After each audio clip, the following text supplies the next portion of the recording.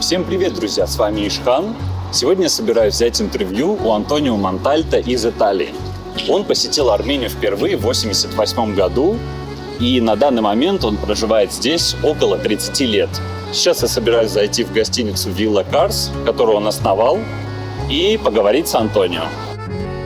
Антонио Монтальто родился в городе Палермо на Сицилии, по специальности врач.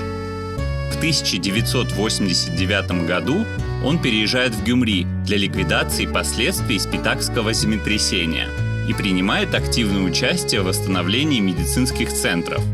С 2001 года является почетным консулом Италии в Гюмри, открыл керамическую школу и несколько гостиниц в исторических зданиях Еревана и Гюмри. Участвовал в сохранении исторического центра Гюмри и во многих других социальных проектах. Мне было интересно узнать, что вдохновило его посвятить свою жизнь помощи людям и сохранению наследия Гюмри и Армении. Антонио, спасибо, что согласились дать интервью. Мой первый вопрос: можете немного рассказать о себе и о вашем первом визите в Армению?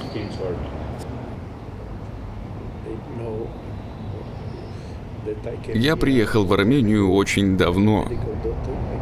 Я врач. Приехал сразу после спитакского землетрясения в начале 1989 года.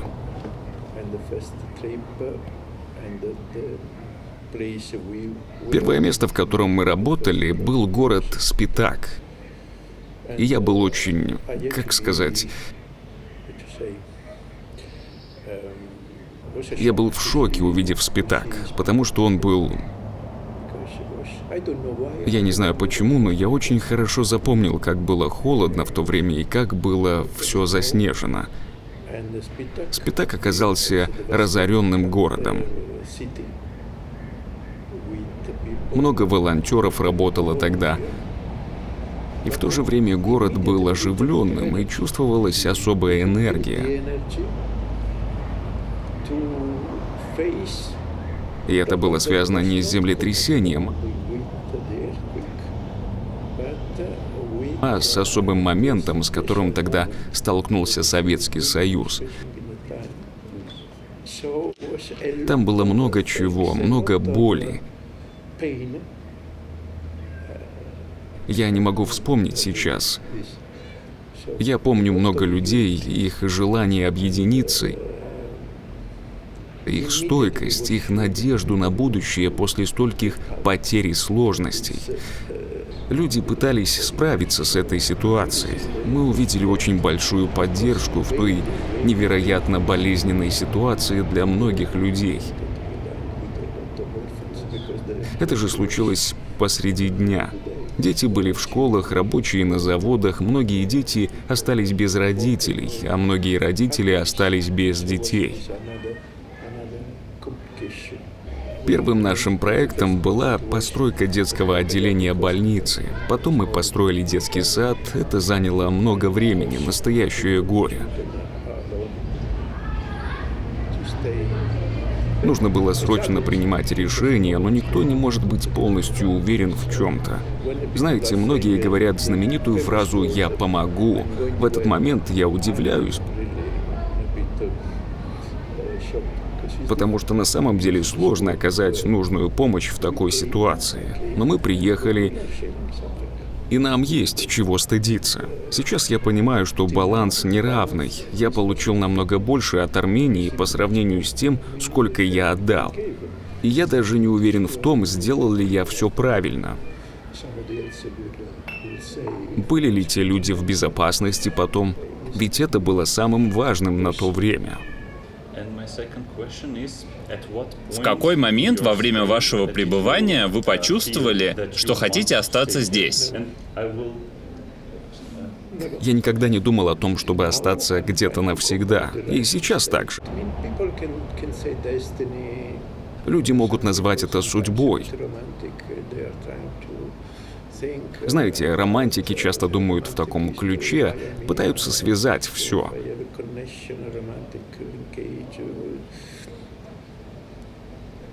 Это неплохо, но главное просто оставаться в мире с собой, в любой части мира. Какая разница, будет это здесь или в Японии или еще где-то? Сейчас, благодаря глобализации, это не так важно. Я бы хотел немного не согласиться с вами. Да, пожалуйста. Вы приехали сюда впервые после ужасного землетрясения, а потом были 90-е, война в Карабахе и многие другие трудности. И тысячи людей, живших здесь, покинули Армению. Некоторые из них сейчас не думают о том, чтобы переехать обратно, потому что помнят Армению еще по тем временам. Они считают, что тут нет множества возможностей для самореализации. Хотя это уже не так. Я их вовсе не обвиняю, это жизнь. Я просто хотел привести пример, так как вы человек, у которого не было ничего общего с Арменией на тот момент. Я думаю, что еще тогда, возможно, вы увидели какой-то потенциал. Например, в Гюмри. Я скажу, что я думаю. Армяне — это лучший народ, который я когда-либо встречал. Не потому, что другие народы не важны, а потому, что я итальянец, живущий в Армении. И, конечно, я уже достаточно взрослый, чтобы провести небольшую статистику. Человеческая доброта — это драгоценное сокровище Армении. Армяне — народ с прекрасным потенциалом, но этот потенциал нужно использовать. Я думаю, армяне делают многое для всего мира, и вот это важно. Армения занимает важное место на карте мира. Без Армении картина мира не будет так красива.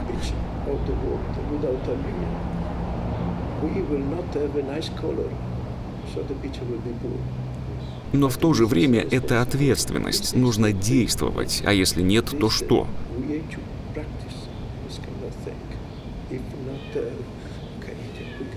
Мы не можем постоянно говорить «завтра, завтра, завтра». Сегодня тот самый день. Сегодня тот самый день, когда Армения может сделать множество вещей для мира, полезных вещей. Армяне будут первыми, и это волной распространится по всему миру. Все начинается с нас самих, нашей семьи, наших друзей, нашего окружения. Все кроется в делах, а не в словах. Максимилиано в нашем с ним интервью сказал, что люди из Сицилии характером очень похожи на армян. Это правда? Да, в плане семьи, отношений, чувства общности. Это очень важные качества для сицилийцев и армян. Нужно сохранять такие вещи. Я родился в Палермо, где еще были соседи, которых можно было попросить посмотреть за детьми.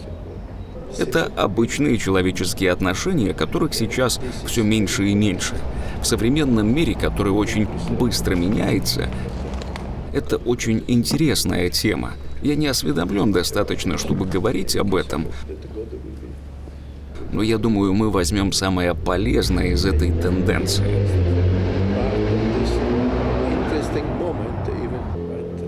Мир меняется, и я думаю, что нам нужно учитывать, что нынешнее восприятие народа изменится.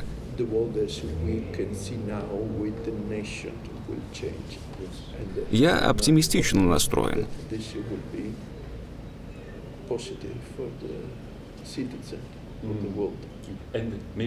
Возможно, некоторые из тех, кто смотрит нас, не знают много о жизни на Сицилии. Можете рассказать, что именно общего между людьми из Сицилии и Армении, и их культурами? Позади обоих народов тысячи лет истории. Это важно учитывать.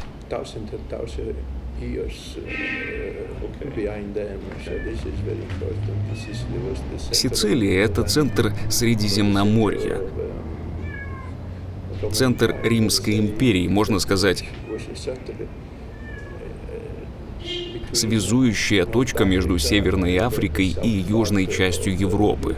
И в похожем положении находится Армения. Тысячелетнее культурное наследие. Оба этих народа мудры. Но в то же время только этого недостаточно. Культура нужна для того, чтобы понимать разные трудные ситуации.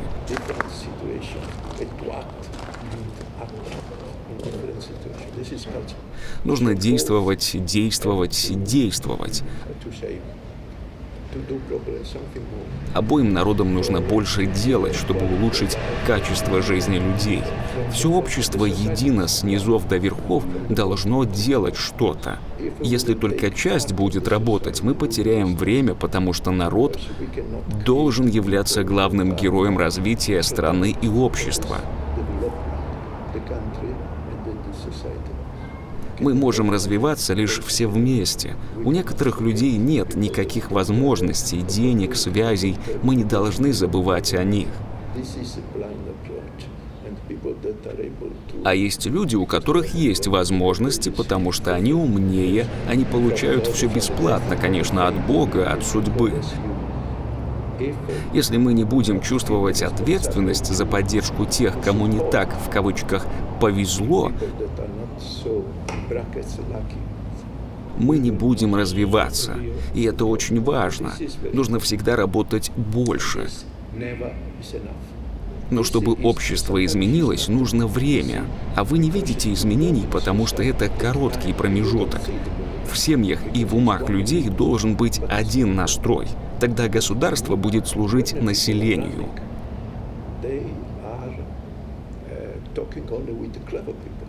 Так как в семьях служат друг другу, так и государство будет служить.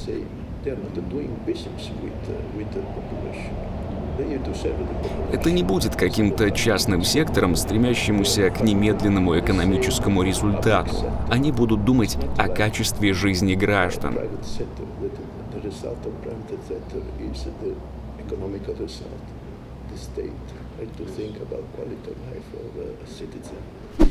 Какие еще есть названия комнат? Саят Нава, Комитас. Мы стараемся заинтересовать людей, чтобы они спрашивали, а кто этот человек? Идея заключается в том, чтобы люди остались на долгий срок, чтобы какие-то туристы захотели научиться чему-то, что-то написать, отдохнуть и расслабиться. Люди, которые приезжают сюда, ищут что-то особенное, что они больше нигде не найдут, включая человеческие взаимоотношения. А расскажите об этой фотографии. Мы запускали проект с 1988 до 2003 с финансовой поддержкой от США. И в него входило привлечение отцов, которые приняли участие бы со своими женами и у которых есть сын. Вы можете увидеть на фотографии, что этот мужчина и его жена счастливы. У этого проекта были хорошие результаты. И все эти керамические работы из студии?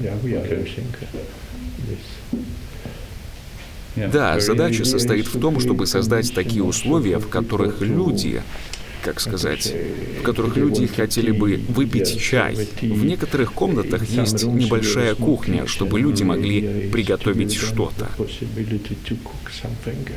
А что там? Там изображен город Муш. Мы сознательно не установили тут телевизор, ведь сегодня с интернетом у тебя есть возможность все посмотреть. Как я уже сказал, мы хотели создать такие условия, чтобы люди захотели провести в Гюмри одну ночь, две, три, чтобы люди могли по вечерам сходить куда-то, посидеть в баре, послушать музыку. Я почувствовал, что в течение последних 2-3 лет Гюмри начал расти. Открывается больше компаний, больше отелей, ресторанов. Вы считаете это развитием?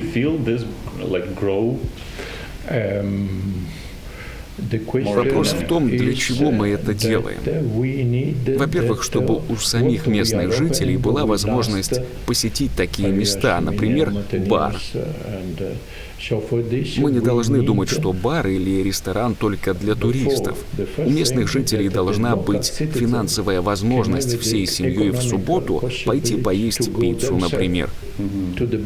Это для меня главная вещь. Если этого не будет, зачем что-то другое? Экономика просто рухнет. Туризм — это всего лишь часть экономики. Этот балкон был полностью разрушен, и мы посчитали, что нужно было бы его восстановить. Очень важно поддерживать такие вещи. Мы также поместили несколько кадров из фильмов с Фрундиком Мкртчяном. Этой двери чуть меньше 150 лет. Мы хотим сохранить ее, потому что двери в Гюмри очень важны. Были повреждены некоторые части. Если я найду в архиве, как она выглядела раньше, я постараюсь восстановить все в точности. И при этом бесплатно для населения, потому что мы ответственны за это. Например, эту дверь можно найти на многих старых фотографиях. Если люди увидят такие уникальные вещи, то они скажут, это именно то, зачем надо ездить в Гюмри. Можете рассказать о Георгии Гурджиеве? Гурджиев был рожден в Гюмри. Важно поговорить о нем, потому что он очень известен во всем мире, особенно в Америке. Моя идея заключается в том, чтобы создать проект, связанный с ним. Есть его последователи, которые приезжают из многих стран мира. История Гурджиева может привлечь в Гюмри множество туристов. И сейчас здесь находится музей армянской керамики?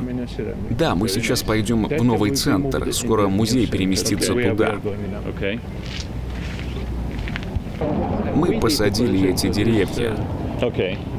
Чистота очень важна для туристов, чтобы они чувствовали, что здесь безопасно находиться.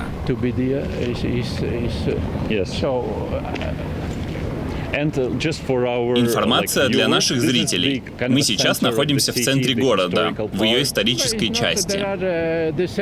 Ну, не совсем. Центр, к счастью, намного больше. Один из самых больших в регионе. Как я и говорил, еще над 90% нужно поработать. Я говорю это, чтобы ничего не упустить. За все те годы, что вы живете здесь, вы выучили армянский. Какие сложности у вас возникали в изучении языка? Я не очень хорошо знаю армянский. Мои познания не настолько глубокие, как должны быть.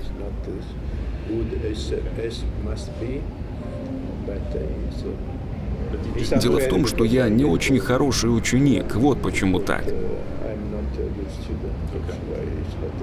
Но я пообещал, что я буду учить армянский.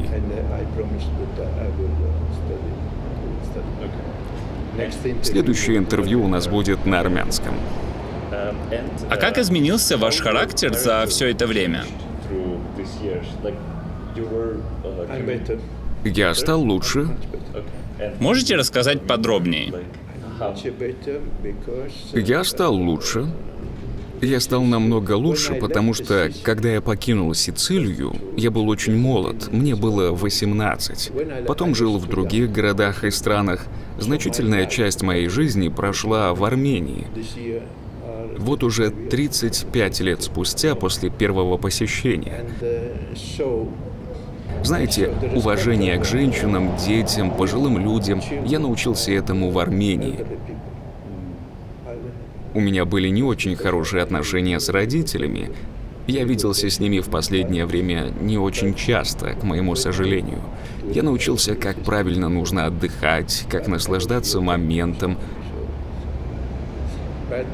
Многим вещам, которые важны для человека, я научился в Армении. Я провел 5 лет в Карабахе. Мы создавали там родильные дома, в том числе мы создали неонатологический центр в Степанакерте. Жизнь там была очень приятной, но в то же время немного печальной. Та работа, которую мы проделали, была очень полезной. Спустя все это время я бы сказал, что мы не потеряли то, что было сделано.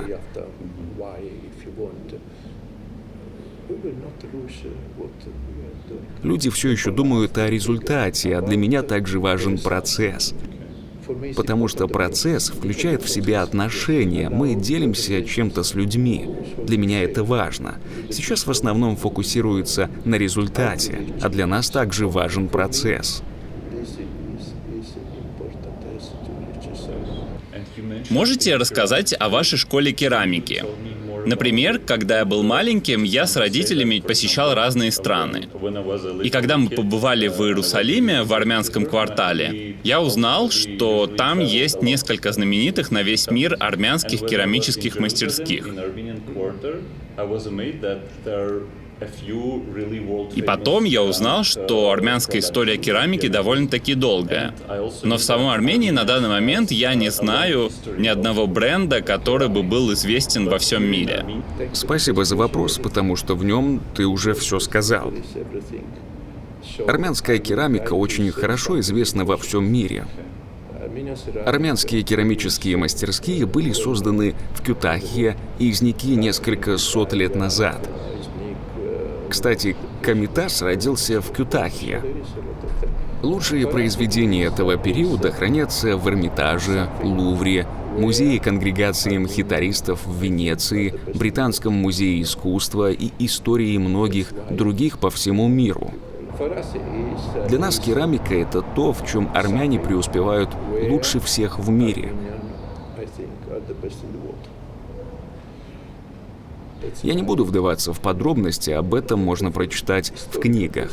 Но если кратко, то многие известные армянские керамисты вынуждены были уехать из Кютайхи в Иерусалим в начале 20 века.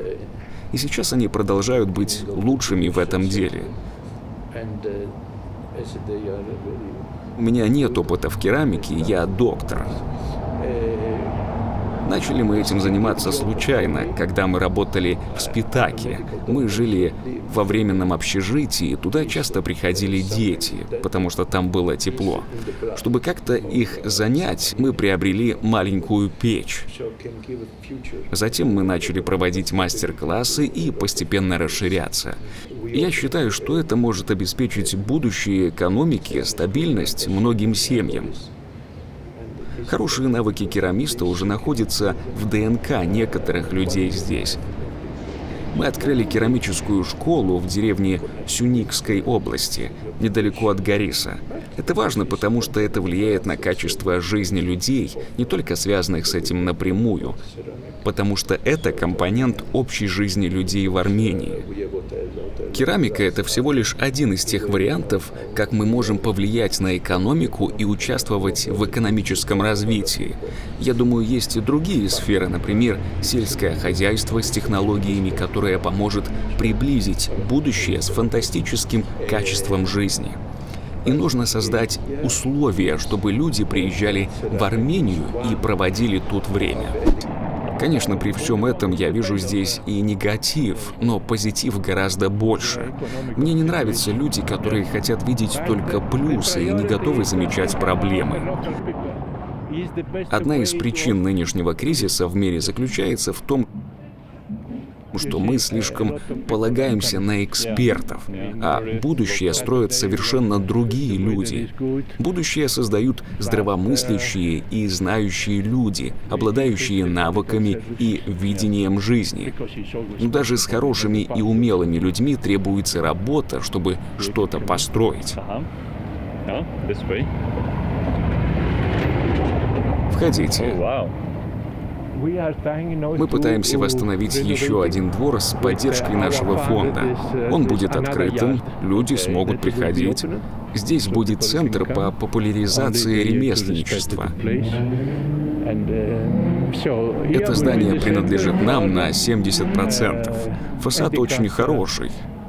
Мы хотим восстановить его и вдохнуть в него жизнь. Не просто, чтобы оно стояло, а было задействовано в экономическом развитии. То есть будет не просто центр керамики, а в целом для ремесел? Да, керамика, другие виды ремесел, украшения, например. Это старые камни? Да, я сохраняю старые камни. Как я и сказал, нужно создать условия не только на главной улице, но и внутри, что люди не видят. Именно это будет создавать ценность. Даже если это будет небольшая скрытая площадь, какой-то ресторан, арт-галерея, люди будут туда с удовольствием приходить. Я согласен с вами. На мой взгляд, в Армении люди больше работают над тем, что видят остальные люди. То есть над фасадом, а не над тем, что внутри. Когда этот проект будет окончен? Я не могу сказать. Очень медленно идут дела, но мы идем вперед. Это часть нашей керамической школы. У нас будет больше сотрудников в этом году. Если здесь будет больше туристов, они больше будут заинтересованы в местной керамике. Мы хотим, чтобы взрослые и дети из Гюмри приходили сюда и знакомились с традиционным армянским ремеслом. Некоторые люди приходят и удивляются, говорят, что в Гюмри впервые. Люди из Еревана, и это прекрасно.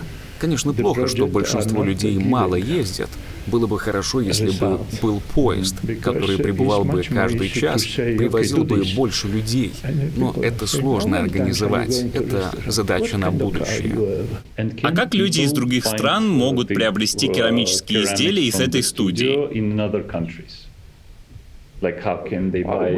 Мы отправляем их в США, во Францию, но мы пока только начинаем этот процесс. Нас всего около 20 человек, работающих здесь. Вообще в Европе в мастерских такого типа работает всего 1 человек.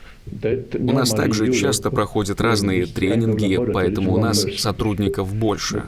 Чтобы изменить что-то к лучшему, нужны хорошие, сильные, патриотичные люди, которые компетентны и будут поддерживать развитие страны. И Армения будет поддерживать таких людей, потому что у них есть потенциал. Это такие вещи, которые ты не можешь написать в книге или упомянуть в бизнес-плане. Мир будет меняться с помощью хороших, компетентных людей со стратегией, которые будут брать на себя риски. Иногда некоторые приходят и говорят: «Я скажу тебе, что нужно изменить», но они ничего не делают. Тебя судят потому, что ты делаешь, а не потому, что ты говоришь. Это важные вещи, которые я бы хотел донести до твоих зрителей. Я видел на улицах Гюмри небольшие керамические знаки с номерами домов. Это вы сделали? Да, мы сделали это бесплатно, потому что была одна организация, занимающаяся главными зданиями, и мы сотрудничали с ними. И это напомнило мне то, что мы говорили о приоритетах и компромиссе. Дело в том, что когда вы не можете решить всю проблему, вам нужно разделить ее. Вот сейчас мы бы предложили государству создать объединение урбанистического восстановления, которое было бы выражено в одном здании. У нас было бы одно хорошее здание с хорошим фасадом и двором, и затем вокруг появятся другие похожие здания, экосистема. Мы могли бы выбрать 20 зданий в Гюмри или 50 и сделать там освещение, чтобы вечером люди приходили, видели красивое здание, фасад, а рядом еще ресторан или бар. Это один из способов действовать с ограниченным количеством ресурсов. У нас нет всех денег мира. Мы восстанавливаем старые здания с частными ресурсами, но было бы хорошо, чтобы и государство также вкладывало и поддерживало эту тенденцию. Мы не хотим заменять государство, его деятельность намного важнее. Мы можем только помочь ему. Я сам часто приезжаю в Гюмри и могу сказать, что здесь с каждым годом становится лучше. Не идеально, конечно, еще есть над чем работать, но все же лучше. Я согласен с тобой. Это музей, да? Да, у нас также есть еще отдельный магазин, но музей — это способ показать туристам, насколько хорош этот сектор армянской культуры. Здесь то, что производится в Гюмри, так что могу сказать, это армянская продукция. Антонио, я знаю, что в Сюникской области, в деревне Арташен, дети изготавливают керамические изделия в вашей мастерской. Мы можем их здесь увидеть? Сейчас они находятся в магазине. Раньше эта территория была заброшена, мы все восстановили.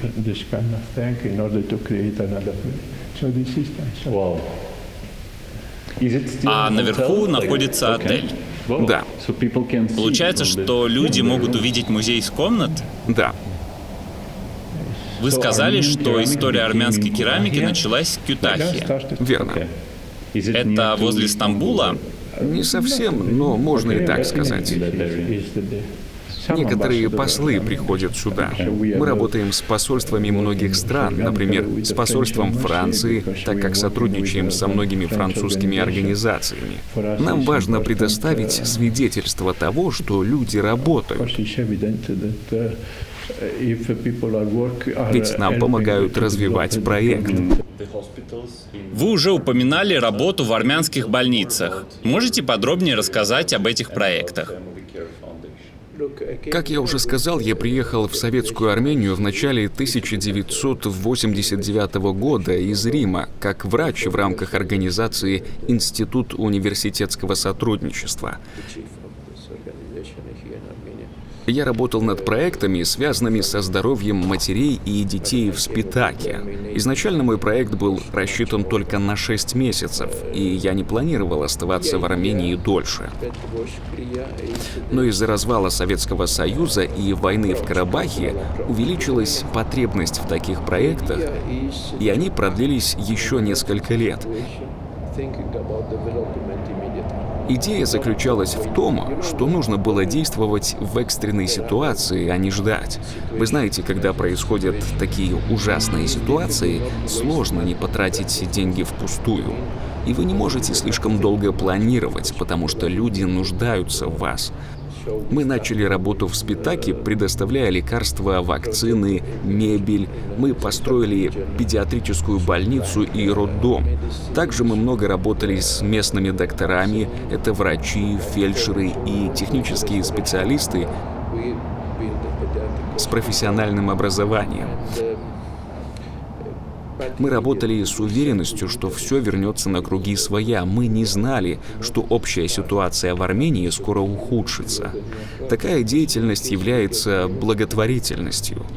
Профессиональная поддержка — это очень важная часть благотворительности. Очень важно делиться, делиться, делиться, думая не о себе, а о людях вокруг. Нужно делиться знаниями и сотрудничать. Нужно думать о том, что есть люди вокруг нас, которые живут хуже, чем мы. Мы можем создать лучшие условия для них. Это очень важно. Можете также рассказать о вашей гостинице «Вилла Карс» и почему она именно так называется? Знаете, у меня юмористический подход к жизни. Вилла Карс, потому что мне хотелось бы также открыть виллу Гюмри в городе Карс. И это просто, как сказать, такой способ заставить себя работать. Идея заключается в том, чтобы добраться до Карса вне зависимости от политической обстановки. Ведь город Карс находится всего лишь в 70 километрах отсюда. А еще другая причина — это то, что Карс очень похож на Гюмри, а это важно. И важно заставлять себя делать больше, хоть я и немного ленивый.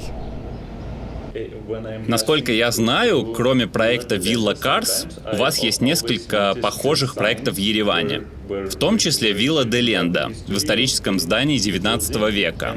Там написано, что местность исторического центра находится под угрозой сноса. Почему, на ваш взгляд, важно сохранять историю? Было бы хорошо, если в Ереване сохраняли больше исторического наследия. В прошлом был важный закон, который сохранял эту часть города. И население было уверено в качестве своей жизни.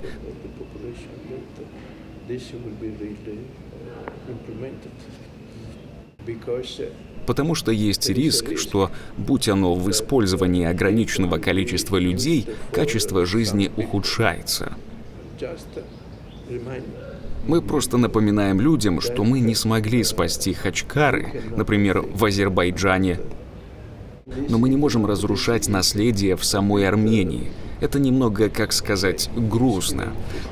Потому что раньше мы сохраняли то, что зависело от нас. Даже один камень разрушать ужасно. Это касается любой части мира. То, что произошло в Нахичеване, это ужасно. Подход должен заключаться в сохранении наследия. Разрушение города не служит на благо всех людей, всего населения. Это не самый лучший подход. Большинство моих подписчиков — это армяне из диаспоры. Какое послание вы можете им передать? Для меня ваш пример уникален. Вы являетесь человеком, у которого нет никакой связи с Арменией. Вы приехали сюда и организовали множество проектов, которые положительно повлияли на жизни людей в Армении. Вы можете служить примером моим подписчикам. Что бы вы хотели им сказать? Нам нужно углубить свои знания. Если каждый человек осознает свой конструктивный подход, иногда мы немного путаемся в ситуации. Нам нужно понять, кто несет ответственность за развитие Армении. Люди в Армении несут ответственность за развитие. Диаспора должна найти способ поддержать этот подход. Но многие покинули страну после обретения независимости. Они армяне, и у них есть права покинуть страну, потому что люди свободны.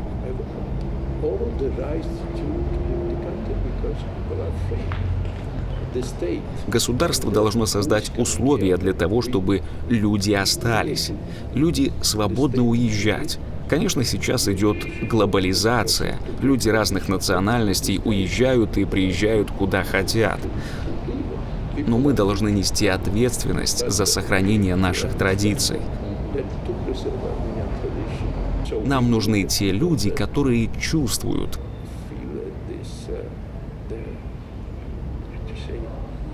Которые понимают этот культурный подход. Только армяне это могут сделать. Диаспора может сделать фантастические вещи, но есть разные подходы. Каждый должен понять, чем он может быть полезен. Мы не должны надеяться, что кто-то другой об этом подумает. Мы несем за это ответственность — сохранять, защищать. Не защищать, мне не нравится это слово. Сохранять, участвовать в счастье мира. Армения может многое сделать. Нам нужно понять, что лучше делать. И не только для Армении, но и для мира, всего мира. Вы только что сказали фразу: «Мы должны нести ответственность за сохранение наших традиций». Проведя столько лет здесь, вы чувствуете себя армянином? Я чувствую, что, находясь в Армении, я больше нахожусь в мире. Я чувствую, что Армения дает осознанность того, что вы есть часть мира. И при этом я больше чувствую себя итальянцем. Потому что Армения напоминает мне об этом. Все ссылки на проекты Антонио я оставлю в описании под роликом. В последнее время я не так часто выкладываю видео на свой YouTube-канал. Если у вас есть идеи, какие мне ролики снять в будущем, делитесь ими в комментариях. А с вами был Ишхан. Пока.